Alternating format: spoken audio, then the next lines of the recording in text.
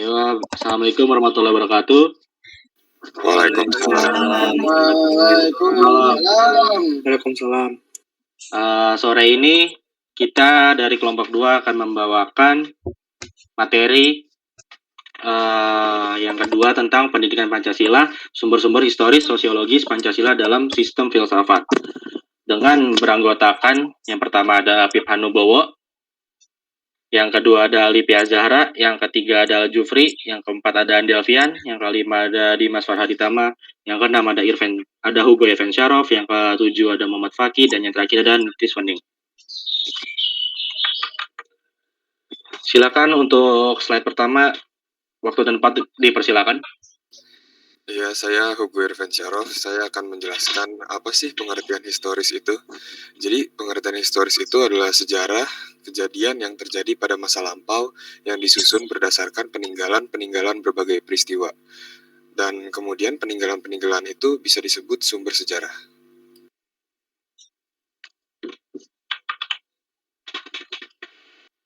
Sekarang saya akan menjelaskan tentang sumber-sumber historis Pancasila. Pada 12 Agustus 1928, Soekarno pernah menulis di Sulut Indonesia yang menyebutkan bahwa nasionalisme adalah nasionalisme yang membuat manusia menjadi perkakasnya Tuhan dan membuat manusia hidup dalam roh.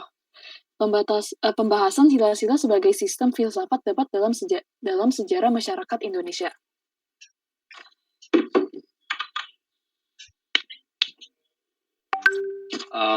Yang selanjutnya boleh waktu dan tempat dipersilakan. Slide ketiga.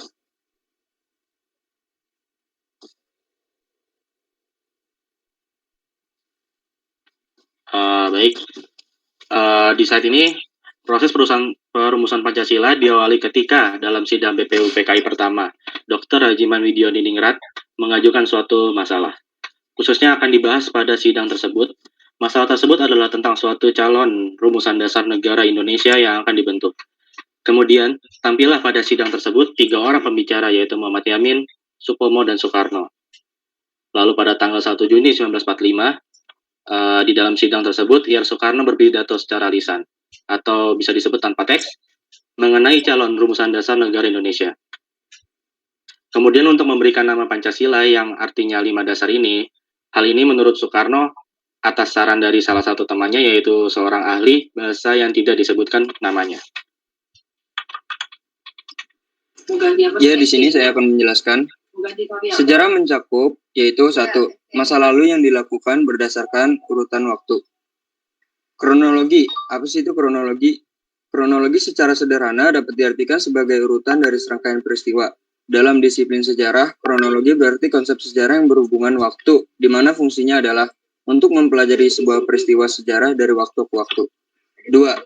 Ada hubungannya dengan sebab akibat, di mana adanya akibat itu akan berawal dari peristiwa yang terdahulu.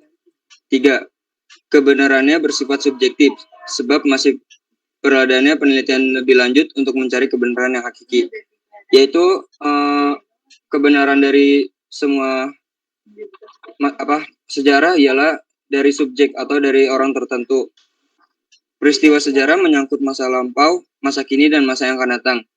Jadi peristiwa sejarah itu tidak hanya menyangkut masa lampau, tapi akan masa yang datang juga akan termasuk dalam sejarah.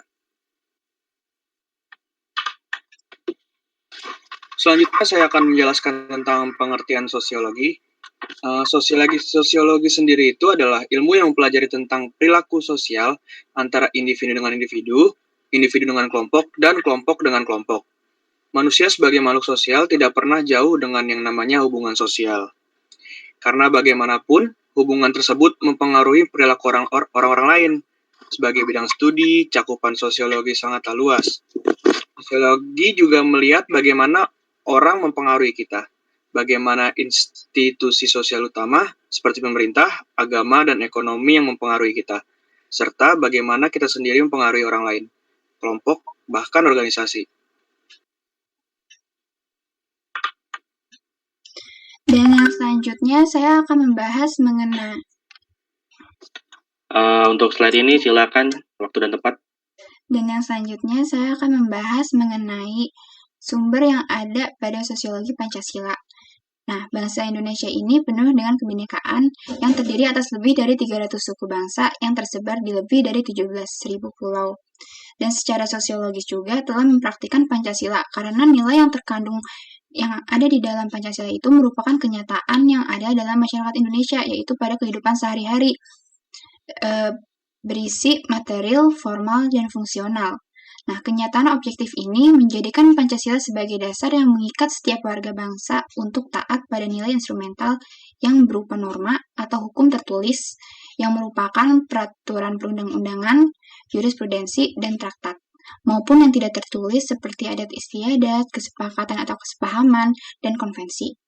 Nah, kebinekaan atau pluralitas masyarakat bangsa Indonesia yang tinggi, di mana agama, ras, etnik, bahasa, tradisi budaya penuh perbedaan. Dan hal ini menyebabkan ideologi Pancasila bisa diterima sebagai ideologi pemersatu. Data sejarah menunjukkan bahwa setiap kali ada upaya perpecahan atau pemberontakan oleh beberapa kelompok masyarakat, maka nilai Pancasila lah yang didepankan sebagai solusi untuk menyatukan kembali. Nah, begitu kuat juga dan ajaibnya kedudukan Pancasila sebagai kekuatan pemersatu. Maka kegagalan upaya pemberontakan yang terakhir, yaitu saat terjadinya G30 SPKI pada 1 Oktober 1965, untuk seterusnya, hari tersebut dijadikan sebagai Hari Kesaktian Pancasila.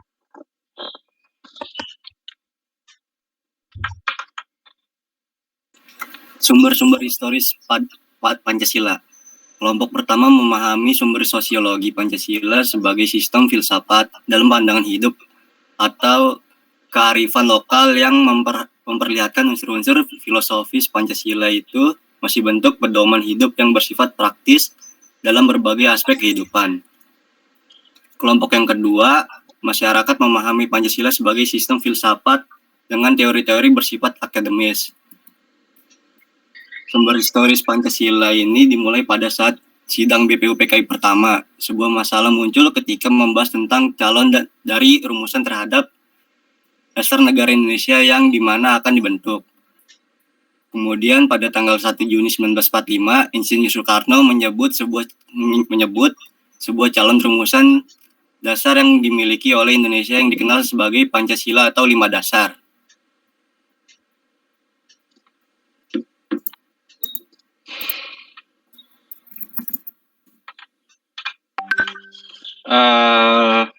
Mungkin dari kelompok 2 ini presentasinya cukup sekian, dan kurang lebihnya mohon maaf dari saya sebagai MC. Jika ada yang kurang paham atau ingin bertanya, mohon silakan bertanya. Kita boleh buka sesi pertanyaan.